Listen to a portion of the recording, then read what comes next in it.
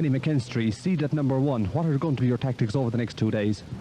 Well, for a start, I think the roads down around this part of the country would be fairly slippy this morning anyway, and what we probably will do is take the first 3 stages pretty easy, I needn't say easy, but pretty carefully to see what's happening.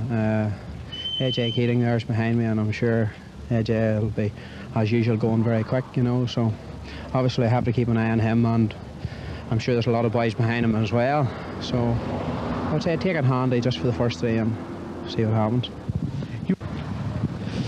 AJ Keating, you'll be running second car on the road over the weekend. Do you think it's going to be possible to stick with Kenny McKinstry?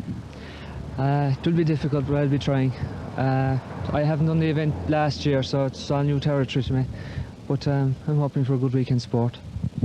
Last weekend you won the Banner single stage. Do you think that you have the mechanical problems associated with this escort sorted out at last? Yeah, I've thought that for a long time. It's just small, simple little things that are going wrong all the time. Nothing major has gone wrong with the car. It's small, simple little things, and I'm just hoping it's just bad luck, and I hope it's changed. Charlie Lamb, your first time to Ireland, your first time on tarmac without pace notes. What kind of an event do you think it's going to be?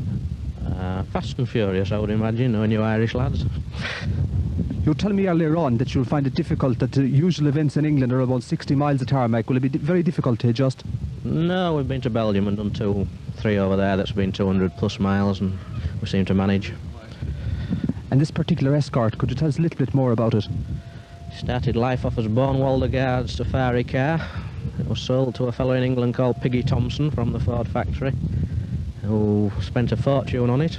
Sold it to John Brown, who wrecked it about 6 times, and he sold it to me. Well, I'm sure that you'll hold it together this weekend, Charlie. Thank you. Thank you. Stage 1, Mount Gabriel, and Ken McKinstry's Monaghan Poultry Products Escort RS 1800 leads the field away in the 1984 National Aluminium Rally. He was followed by Canturk's AJ Keating in the rear-wheel drive TB3 Escort. David Gould had completely overhauled his Talbot Sunbeam Lotus for the event and was expected to be a major contender for overall honours.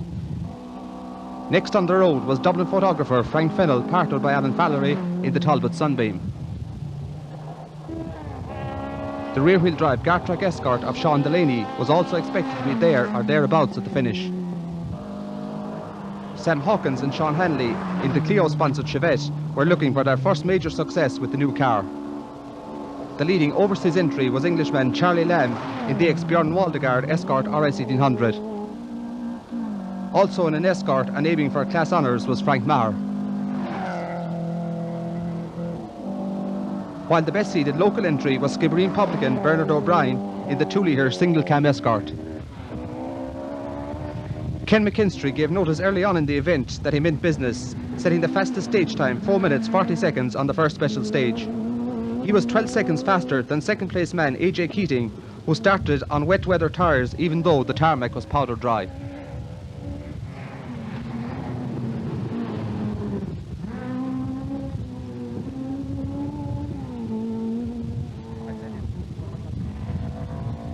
David Gould was slowed by a mysterious misfire in the beautifully turned out Sunbeam.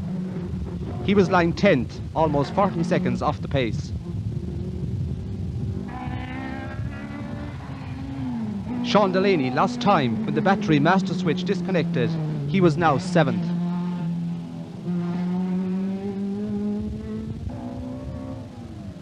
Already proving to be the sensation of the event was Bernard O'Brien. At this point in time, he was an amazing 3rd overall.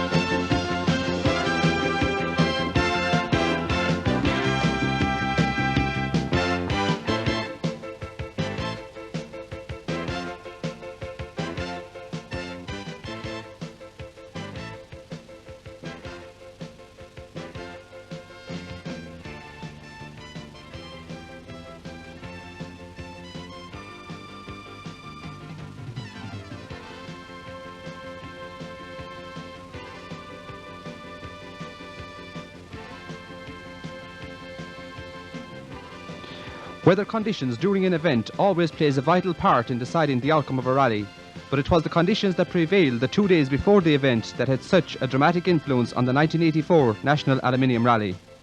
An encouraging number of overseas entries had been received by the organisers, the Skibbereen and District Car Club, but many of these failed to make the trip due to the unfavourable weather conditions that existed on the Irish Sea for 2 days prior to the start of the event.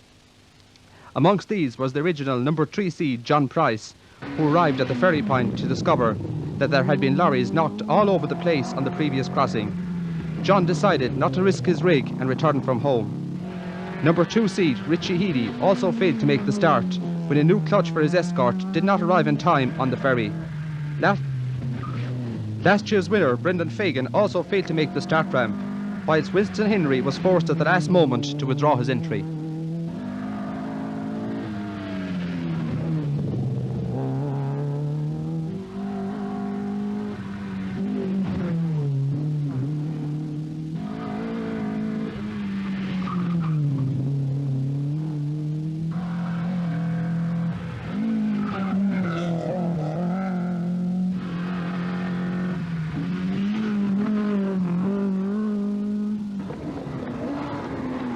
Stage 5, Mizzen Head, and Ken McKinstry powers the red BDA escort away into the distance.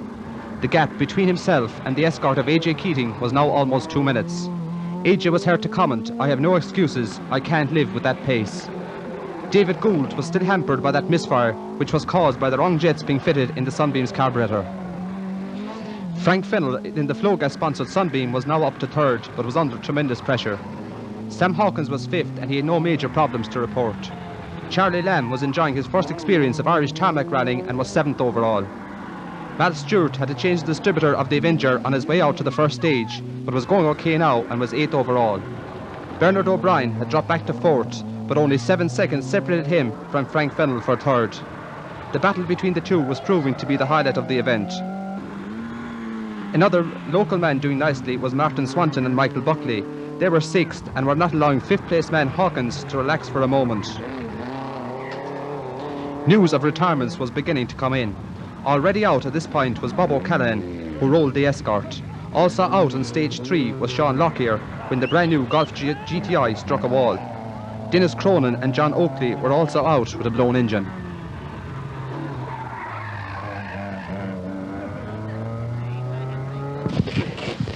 Kenny, at every stage you're increasing your lead. Have you had any problems at all?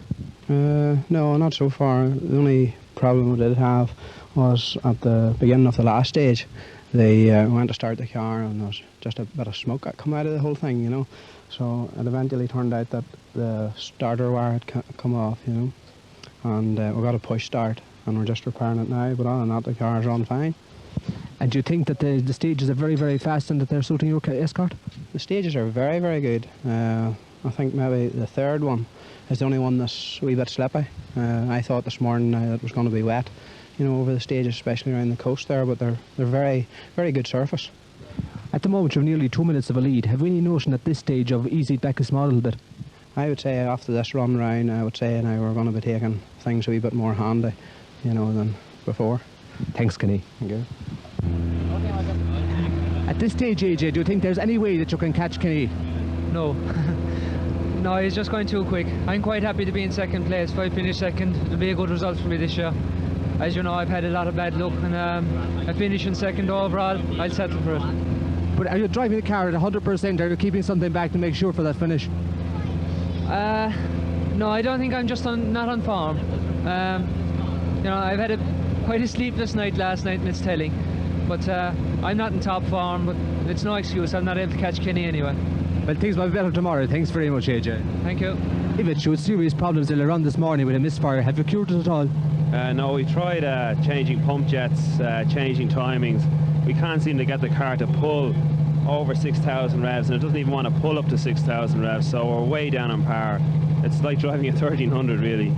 And how much time do you think you've dropped over the stages? Oh, I'd say we're dropping anything from 30 seconds to nearly a minute on each stage, particularly on the long one. Well, we hope that you'll be able to sort it out, and thanks very much, David. So do I, thanks. Earlier on, you have a very close dice with Bernard O'Brien in the escort. How has that been developing? I didn't see any of his times recently, so I don't know. I wouldn't mind knowing though, you know, because if we're getting near to home territory later on, he'll probably go quicker.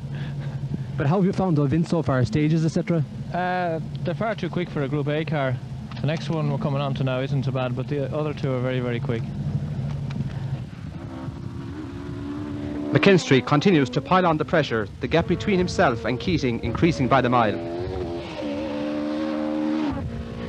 David Gould's misery continues as he drops further and further behind the leaders, while Frank Fennell is determined to open up a gap between himself and Bernard O'Brien.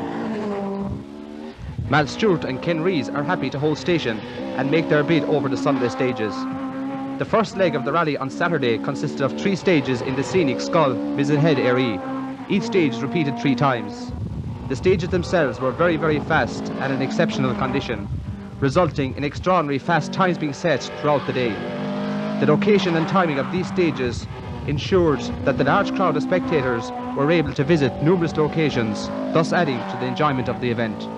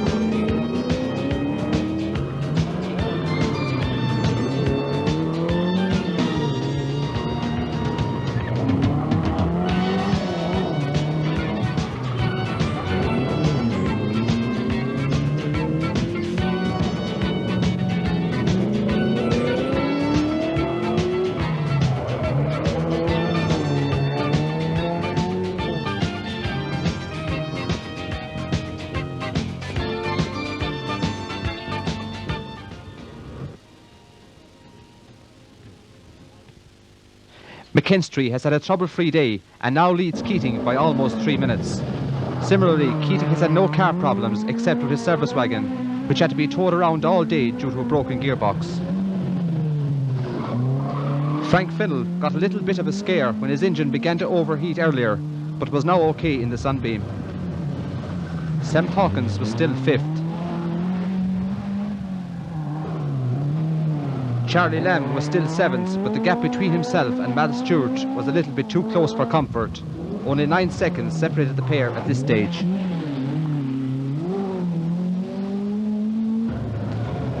Bernard O'Brien was 4th, 33 seconds behind 3rd place man Frank Fennell. Frank Maher had an anxious moment on stage 3 when he went straight on at the junction, but luckily no damage was done. Martin Swanton was 6th, despite a brush with the scenery earlier on. Sean Delaney had lost another 6 minutes when the battery master switch tripped again. Sean Hurley and Mike Marshall were just inside the top 10. Tossie Hayes lost some time on the 2nd stage when he clouted the rear of his escort. After the 9 stages that completed the first leg of the rally, the crews headed back for Skibbereen for a 2-hour service halt. The classic Tregumna stage, repeated 3 times in darkness, made up the 2nd leg of the event. Some of the leading drivers are about to tell us what happened. Bernard, you proved to be the sensation of the event, but you've had some problems in Trag last night. Yeah, and we had a good run in the first run, and the second run then about 2 miles into the stage we got the gear lever came loose in my hand, so we had to do the rest of the stage in the gear we were in. We had a problem, alright, go around the hairpin right in Trag in 3rd gear trying to get up there, but we managed at the same time. How much stage time did you drop on that occasion? Roughly 25 seconds on that stage, so we were hoping to pull out in Frank Fennell last night, but we just lost 25 seconds there, even so we passed them on the leaderboard at that stage. Just 2 seconds at the moment between yourself and Frank. How do you think it's going to go today? I don't really know. We might be a bit faster all right in the first couple of stages, but I think he'll overhaul us later on in the day. Keep it up, Bernard, thank you. Thank you. On last night's stages, AJ was taking some time off for you. Does that worry you at all at the moment, Kenny? No, not really, because on the night stages, well, on the first one I think he took 10 seconds off me, and in the second one I think we took 6 off him then. The third one, actually, we had no lights. I needn't say we had no lights, but the alternator had stopped working, so we're just driving through in the battery. We switched off a couple of the lights just to get to the end of the stage, so I wasn't too much worried about that, you know. At the moment it looks as if it's going to be very, very wet today. Does that worry you? No, not really. At the minute I think we can afford to drop probably about 20 seconds a stage to AJ. And I mean, if you win by 10 seconds, it's as good as winning by 2 or 3 minutes, you know, so that's the plan for today, really. Okay, thanks very much, Ken. Thank you. The first stage on Sunday morning, Ballyhilty Bridge. Overnight leader Ken McKinstry leads the surviving crews away from the 12 noon restart at Barker Street. As AJ Keating goes through, the gap between himself and Ken McKinstry is still about 3 minutes. Bernard O'Brien has now overtaken Frank Fennell for third, but the margin between the two was still a very slender 2 seconds. Sam Hawkins was driving his usual steady rally, was still fifth. Mal Stewart in the Avenger was 200 brake horsepower less than his normal Sunbeam, but nevertheless held a fine 6th place. The addition of road penalties dropped Charlie Lamb back from 7th to 9th. Tossie Hayes was up to 10th. Declan Croke was 11th. Ken McKinstry was £100 richer on Sunday morning, he being the driver that set the fastest stage time over the Tregumnan night stage using Carrello lights. By now, the drizzle that had started in the morning was turning into a downpour, and what an effect it was going to have on the results of the rally.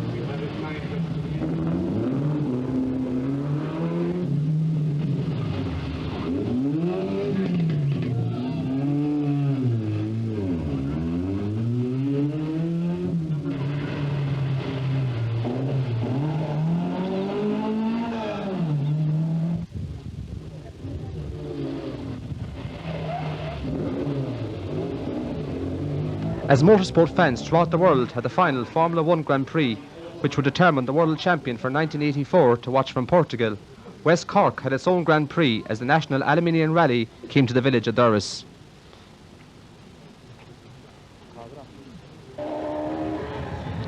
As McKinstry approaches the village, his lead of 3 minutes is still intact.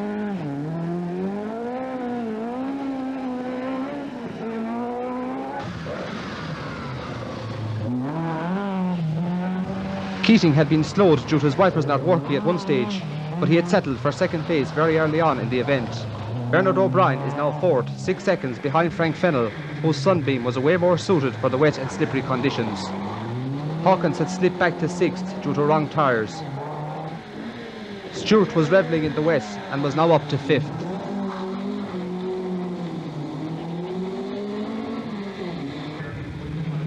Jim Nyan was lying just inside the top 10.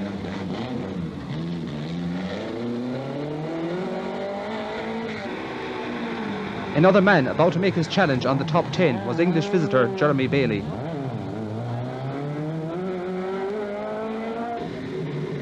Peter Rushford in the familiar Lotus Sunbeam on his way to finish 10th overall.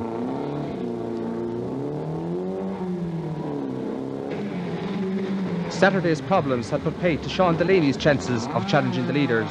All the Glenmire man was interested in at this stage was to get to the finish.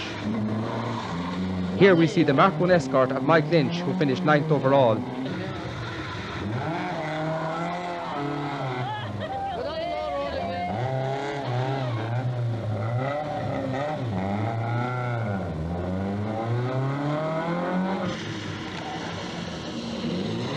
And the class-winning escort of John Moynihan from Macroom. Due to the extremely unfavourable weather conditions on Sunday, retirements were numerous. They included Sean Hurley and Mike Marshall, who crashed the Datsun on stage 14, badly damaging the car. Martin Swanton and Michael Buckley also crashed out of the event on stage 15. Tossie Hayes retired when he crashed the escort on the same stage. Also out was David Gould with no oil pressure. Dennis Turner was forced to retire with transmission failure in the escort. And so on it went, with only 25 of the original 50 starters making it back to the finish.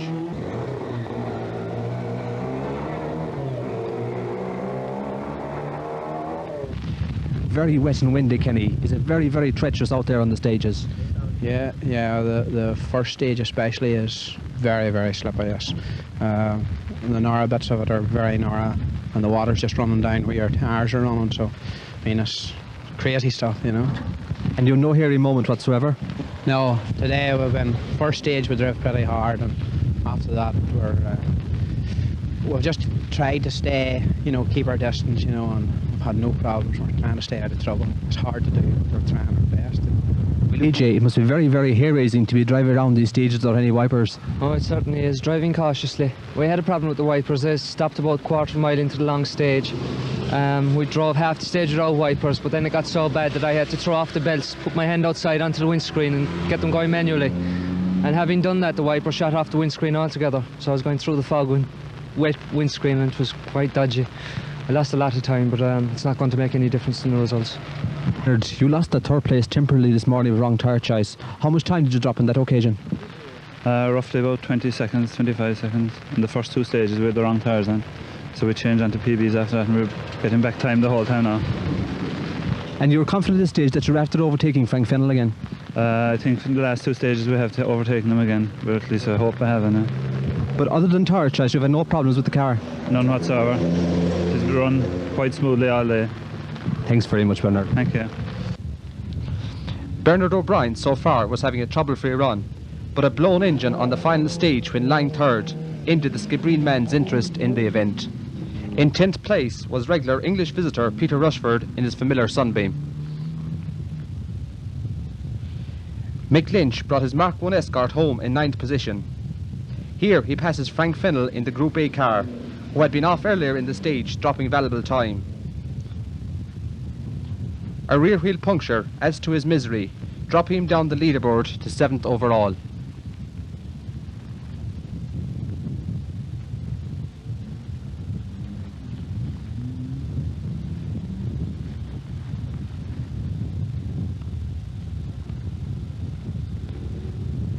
Another English visitor in the top 10 was Jeremy Bailey in the Escort, who finished 8th overall.